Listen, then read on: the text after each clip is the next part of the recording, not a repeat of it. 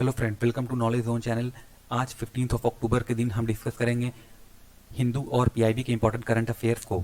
चलिए discussion start करते हैं। पहली न्यूज़ है United nation human right council के बारे में। अभी न्यूज़ में क्यों है, देखिए, चाइना, रशिया और क्यूबा ने अपनी सीट जो है वो पक्की की है United nation human right council के अंदर, और इसको सीक्रेट बैलेट वोटिंग के थ्रू यहाँ पर इन्होंने ये सीट जीती है। ह्यूमन राइट काउंसिल जो है वो सीट एलोकेट करती है ताकि रीजन्स जो है वो इंश्योर कर सके ज्योग्राफिकल रिप्रेजेंटेशन को। ह्यूमन राइट काउंसिल रूल के अंडर जो सीट एलोकेट की जाती है किसी भी रीजन को, ताकि वो इंश्योर कर सकें अपने ज्योग्राफिकल रिप्रेजेंटेशन को। यूएनएचआरसी के बारे में अगर बात की जाए तो इसको इस्टेब्लिश किया गया था यूनाइटेड नेशन जनरल असेंबली के द्वारा 15 मार्च 2006 में। ये एक यूनाइटेड नेशन की बॉडी है जिसका मिशन है प्रमोट करना और प्रोटेक्ट करना ह्यूमन राइट को अराउंड द वर्ल्ड। इसमें 47 मेंबर्स होते हैं जो कि स्टैगर्ड वे में 3 ईयर टर्म्स के लिए इलेक्ट किए जाते हैं ऑन रीजनल ग्रुप बेसिस। यानी कि जो भी मेंबर्स इलेक्ट किए जाते हैं वो स्टैगर्ड वे में इलेक्ट किए जाते हैं। यानी कि अगर फर्स्ट ईयर यानी कि 2019 से 3 टर्म के लिए यानी कि 2019 टू 21 अगर कोई मेंबर इलेक्ट होता है तो अगला मेंबर जो होगा वो 2020 से 23 साल के लिए यानी कि 20, 21, 22 के लिए होगा। ठीक है। अगर इसके हेडक्वार्टर की बात की जाए तो ये जेनेवा स्विट्जरलैंड में है। यूएनएचआरसी जो है वो इन्वेस्टिगेट करती है जो भी एलिगेशन होते हैं ह्यूमन राइट ब्रीच के बारे में। इसके अलावा एड्रेस करती है इंपॉर्टेंट ह्यूमन राइट इश्यूज को लेकर, जैसे कि freedom of association and assembly, freedom of expression, freedom of belief and religion, women's right की बात की करती है। इसके अलावा एलजीबीटी राइट्स और right of social and ethnic minority के बारे में। मेंबर्स के बारे में अगर बात की जाए तो इसमें 47 मेंबर होते हैं जो इलेक्ट किए जाते हैं ईयरली बेसिस पे 3 ईयर टर्म्स के लिए। इनको सिलेक्ट किया जाता है on the basis of equitable geographical rotation के हिसाब से। इसमें यूज किया जाता है United nation regional grouping system को। ये मेंबर जो होते हैं जो 3 साल के लिए इलेक्ट किए जाते हैं उनको एक एडिशनल टर्म के लिए फिर से री इलेक्ट किया जा सकता है, लेकिन इसके बाद इनको अपनी सीट का त्याग करना होगा। सीट जो डिस्ट्रीब्यूट करते हैं उनके कुछ लाइंस हैं, जैसे कि अफ्रीकन ग्रुप के लिए 13 सीट्स, एशिया पैसिफिक ग्रुप के लिए 13 सीट, 6 सीट जो होगी वो ईस्टर्न यूरोपियन ग्रुप के लिए, 8 seat Latin American and Caribbean groups के लिए। इसके अलावा western European and other groups के लिए 7 सीट को यहाँ पर रखा गया है। अगली न्यूज है चाइल्ड रेस्क्यू रोड मैप के बारे में।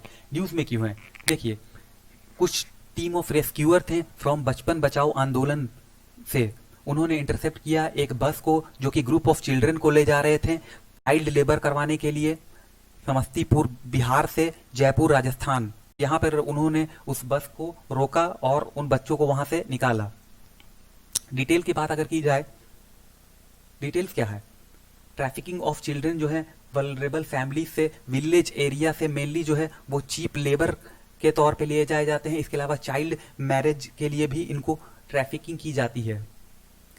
अभी लॉकडाउन के दौरान देखा गया है कि ये चाइल्ड ट्रैफिकिंग जो है वो काफी बढ़ गई है, जिसके लिए नेशनल हेल्पलाइन नंबर भी इशू किया गया। इसमें ट्रैक किया गया कि 1.92 लाख इंटरवेंशन हुए बिटवीन मार्च एंड अगस्त, और इसके अलावा 27 लाख डिस्ट्रेस कॉल जो हैं वो वहां पर मिले हैं। एक्सपर्ट ने वार्न किया है कि नेक्स्ट फ्यू मंथ जो है वो काफी क्रूशल होंगे। इसके अलावा कहा गया है कि इफेक्टिव एक्शन लेने की जरूरत है ताकि जो डिफरेंस है उसको कम किया जा सके।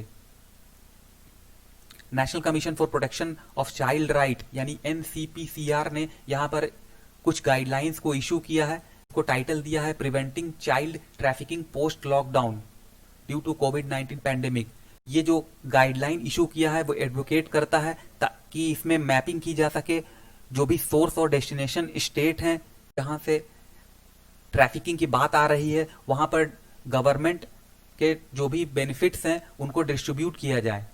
इसके अलावा इस प्रोसेस में डिस्कशन की बात की जा रही है डिस्ट्रिक्ट लेवल पे, ब्लॉक लेवल पे और विलेज लेवल पे, ताकि आइडेंटिफाई किया जा सके वल्नरेबल फैमिली को सोर्स ऑफ डेस्टिनेशन एरिया में।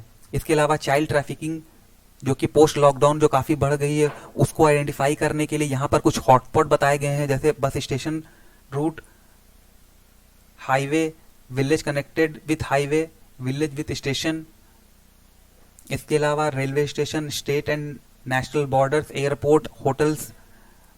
तो इस तरह के एरिया को हॉटस्पॉट बताया गया है और वहां चाइल्ड ट्रैफिकिंग को रोकने के लिए काम करने की बात कही गई है। अभी कहा गया है कि एक स्पेशल ऑफिसर अपॉइंट करने की जरूरत है जो भी आइडेंटिफाई एरिया है जहां स्कूल ड्रॉप आउट रेट बढ़ी है। इसके अलावा वहां पर सोर्स और डेस्टिनेशन स्टेट को मैप करने की बात कही गई है ताकि वल्नरेबल फैमिली को आइडेंटिफाई किया जा सके और उनको रिहैबिलिटेशन पैकेज प्रोवाइड किया जा सके। इसके अलावा पुलिस नेटवर्क को स्ट्रेंथन करने की बात की गई है bye involving representative at village, block and district level. और एक डेटा बेस जो है वो माइग्रेंट वर्कर की यहाँ पर क्रिएट करने की बात कही जा रही है ताकि यूटिलाइज किया जा सके इस डेटाबेस को जब वो माइग्रेंट वर्कर्स अपने स्टेट में रिटर्न हो।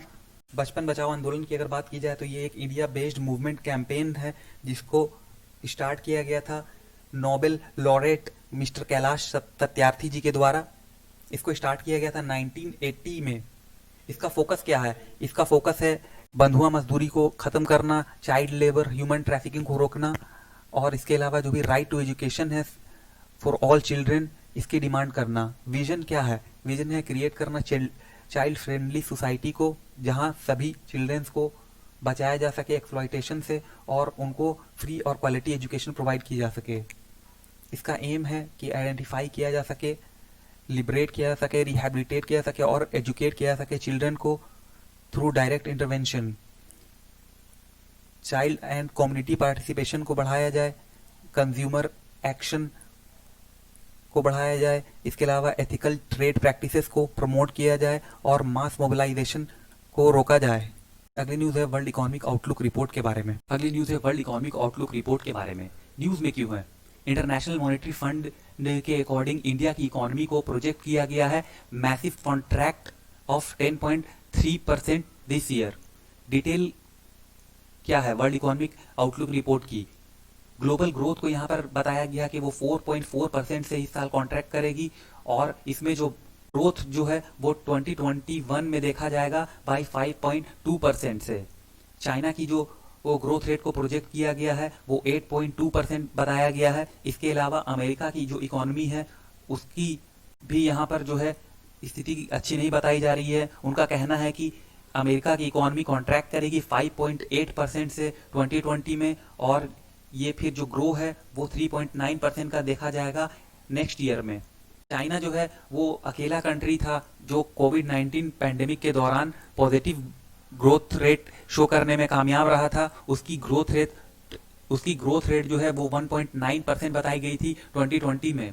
इसके अलावा क्लाइमेट चेंज से भी जो लॉस हुए हैं उसको भी यहाँ पर बताया गया है कि कोल्डर रीजन जो होंगे उनकी जो लॉस होगी क्लाइमेट चेंज से वो काफी कम होगी, जिसमें यूरोप, नॉर्थ अमेरिका और ईस्ट एशिया शामिल है।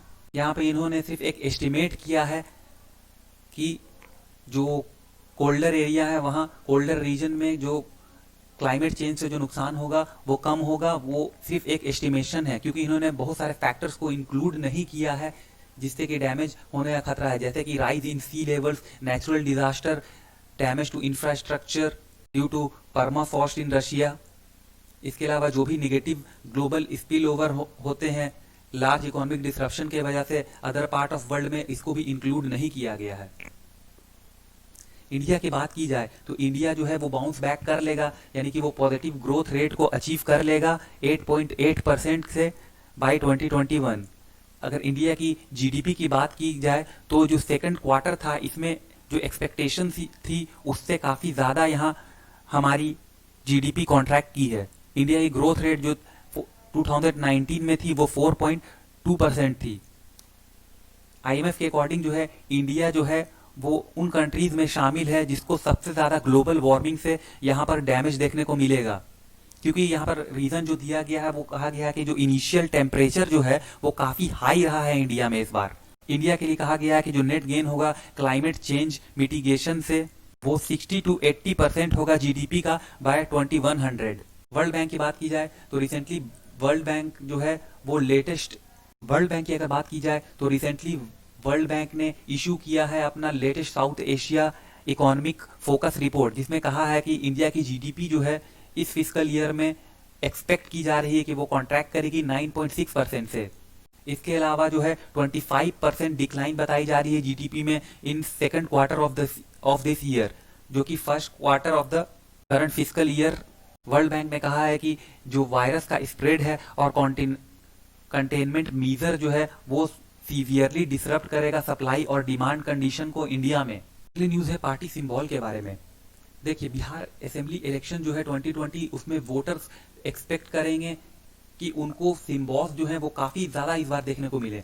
यहाँ पर कुछ नए सिंबल्स भी हैं, जैसे कि चपाती रोलर, डोली, बैंगल्स, कैप्सिकम, ये सारे के सारे सिंबल्स हैं। इसके अलावा भी काफी सिंबल्स हैं, वो बैलेट में उनको इस बार देखने के लिए मिलेंगे जब वो वोट करने के लिए जाएंगे। बिहार असेंबली इलेक्शन जो है उसकी डेट है 28 अक्टूबर, 3 नवंबर और 7 नवंबर। तो इस दिन वोटर जाकर के वोट करेंगे। बैकग्राउंड क्या है यहां पर देखिए, सिंबल्स जो होते हैं वो काफी क्रूशियल पार्ट होते हैं किसी भी इलेक्टोरल प्रोसेस का। तो ये आज से नहीं, ये काफी पहले से देखा जा रहा है, सिंस 1951 टू 52, जब पहली बार हमारे देश में नेशनल पोल्स हुए थे। उस समय देखा गया था कि ऑलमोस्ट 85% जो इलेक्टोरेट थे वो इलिटरेट थे। तो वो कैसे आइडेंटिफाई करते कि उनको किस पार्टी के किस कैंडिडेट को चुनना है, तो उनके लिए एक विजुअल सिंबल्स को अलॉट किया गया ताकि वो आइडेंटिफाई कर सकें अपनी चॉइस की पार्टी को। इलेक्शन सिंबल अमेंडमेंट के ऑर्डर 2017 के अकॉर्डिंग जो पार्टी सिंबल्स हैं वो या तो रिजर्व हो सकते हैं या फ्री हो सकते हैं। तो यहाँ पर 8 नेशनल पार्टी और 64 स्टेट पार्टी जो हैं हमारे देश में, उनके जो सिंबल्स हैं उनको रिजर्व रखा गया है। इलेक्शन कमीशन ने यहाँ पर पोल किया जिसमें नियरली 200 फ्री सिंबल्स जो थे वो अलॉट किए गए 1000 ऑफ अनरिकॉग्नाइज्ड रीजनल पार्टीज को। तो ये थी आज की news. Thank you very much for discussion.